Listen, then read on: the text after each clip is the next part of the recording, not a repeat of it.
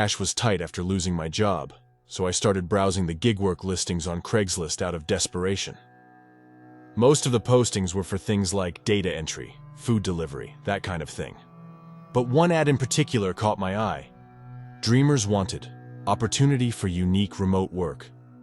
Must be able to record and document nightly dreaming experiences with extreme vividness and detail. Competitive pay, flexible hours. It sounded strange, no doubt, but it also intrigued me. I fired off an email to the listed dreamers at astralcorp.com address, figuring it was probably just a psychology study or something related to lucid dreaming research. To my surprise, I received an enthusiastic response within an hour.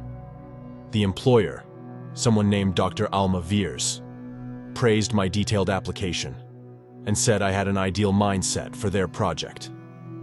She wanted to onboard me immediately with instructions to start dream journaling that very night. Following Dr. Veers's strict guidelines, I chugged a bottle of foul-tasting Dream Enhancer supplement before bed, ensuring maximum sleep vividness. I also set up a dream journal app on my laptop with audio-video recording capabilities as instructed. The nightmares began almost immediately after I fell asleep. Snapshots of twisted, mangled bodies being fed into a rusty wood chipper. A young girl trapped in a burning house, her skin sloughing off in sheets as she screamed. Legions of spindly creatures made of weathered bone and decaying tendons skittering over a barren hellscape. Each terror played like a movie in my mind, burned into my memories with excruciating detail and visceral intensity. I awoke in a cold sweat, my skin clammy, heart racing, but the journaling app had captured every fractured second of the nightmares. This continued night after night, as I diligently recorded my experiences and uploaded the data to the AstralCorp servers per Dr. Veer's instructions. With each passing evening, the visions grew darker, more sadistic, more depraved. No matter how haunting, how scarring, I knew I had to document everything with clinical objectivity. I was being paid fairly well for relatively little effort, at least on the surface. But the dreams radiated an underlying malice that seeped into my waking life, gnawing away at the edges of my sanity bit by bit. Simple things began triggering panic attacks and paranoia as images from the nightmares bled into reality. When I attempted to quit after a month of spiraling into madness, Dr. Veers saw to it I was legally unable to walk away. The nightmare recordings I'd uploaded, she countered, now belonged to AstralCorp, thanks to an insidious clause in the rental agreement I'd signed. If I stopped contributing content, my files would be sold to underground dream mining organizations for immense profit.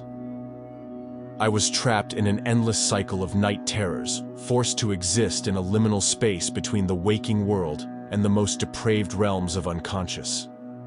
Shadows lurked at the corners of my vision, pulling me back under each time I dozed off. On one finally endless, inescapable nightmare, I found myself surrounded by the bone creatures from my visions, their bodies twitching and reconstituting into an approximation of the human form. A gnarled hand erupted from the undulating mass, its bony fingers pinching a bloodshot eye that blinked at me with Dr. Veer's cold, calculating gaze. Her voice echoed from everywhere and nowhere at once. "This is just the beginning. With your recordings, we'll make nightmares into reality itself. And you, my dream journaler, you get to witness it all thal."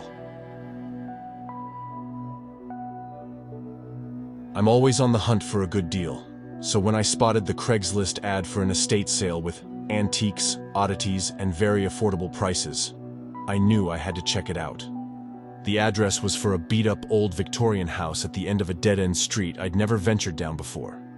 But hey, that's where all the best stuff tends to get unloaded, right? An odd, almost nauseating scent hung thick in the air as I pulled up to the dilapidated home.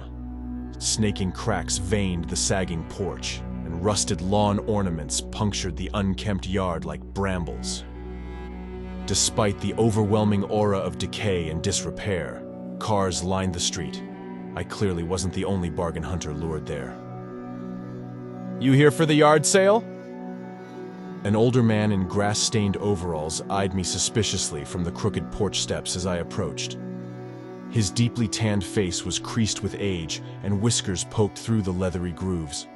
I nodded, unsettled by his scowling glare. Thought I'd take a look around? He shrugged and waved me inside with a grimy hand.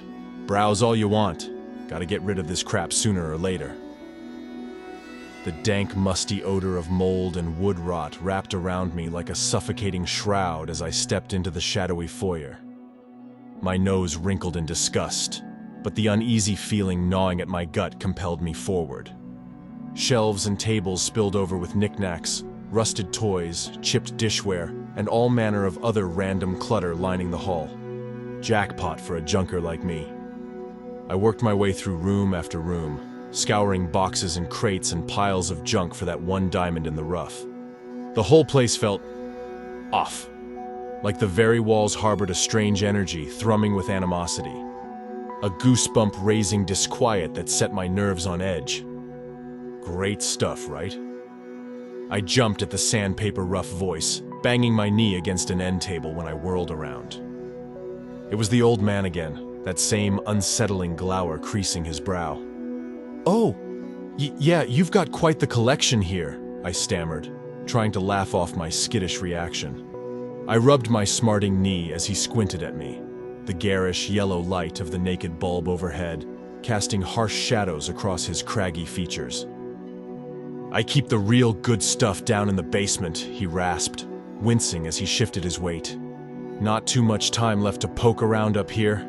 Sale don't last much longer if you're fixin' to buy anything." I must have paled because he let out a wheezy chuckle, then jutted his thumb toward a door beneath the staircase. "What do you say? You look like someone who appreciates the weird stuff."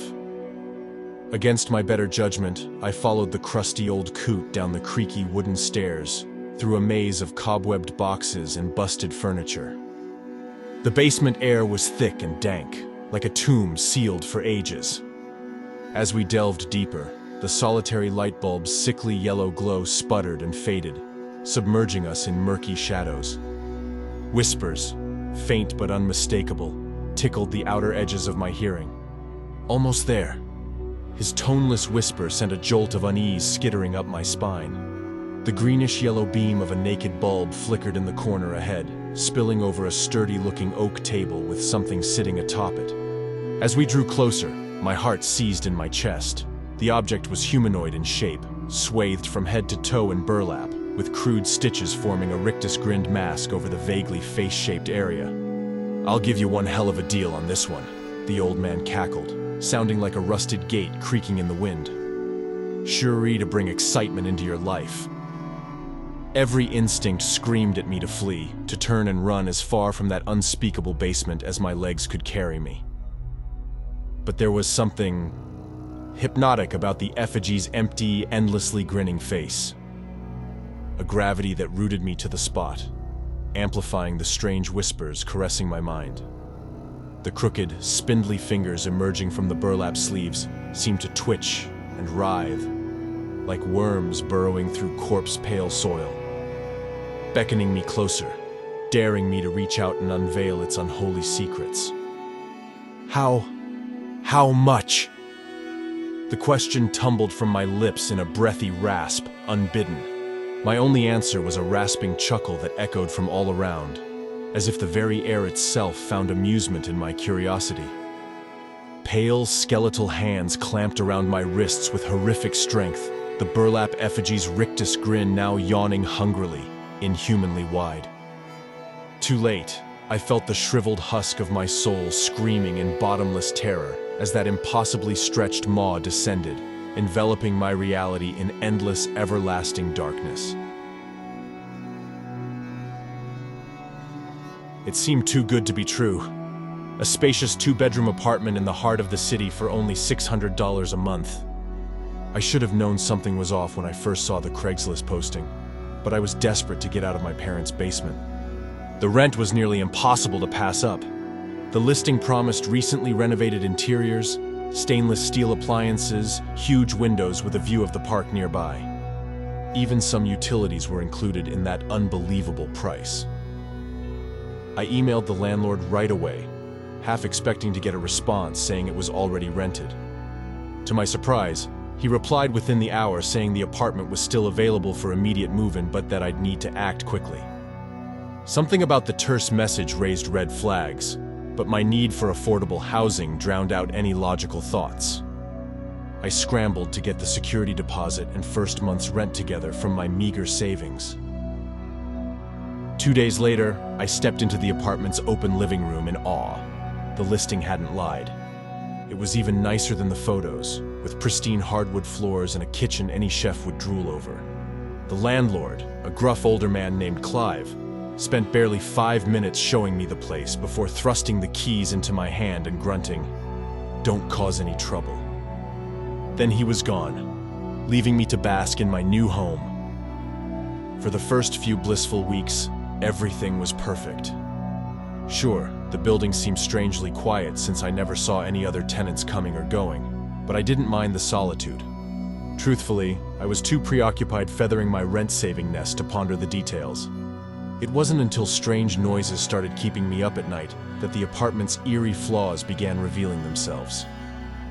The things I mistook for the building's old pipes clanging turned into faint scratching within the walls themselves, like rats skittering inside the guts of the place. At first, I tried dismissing the sounds as my imagination. But then came the nightmares, terrifying visions of hooded figures lurking in the halls, of smoky shadows slipping through the vents, of something sinister hiding just on the periphery. Each dream felt more vivid, more haunting than the last. I began researching the apartment's history, convinced my underpriced residence carried some sort of dark legacy. What I found online had turned my blood to ice. Unexplained disappearances. Haunt Park Avenue apartment. News headlines from a few years prior told of several tenants vanishing from the very building I now called home without a trace. No signs of struggle, no evidence of where they went.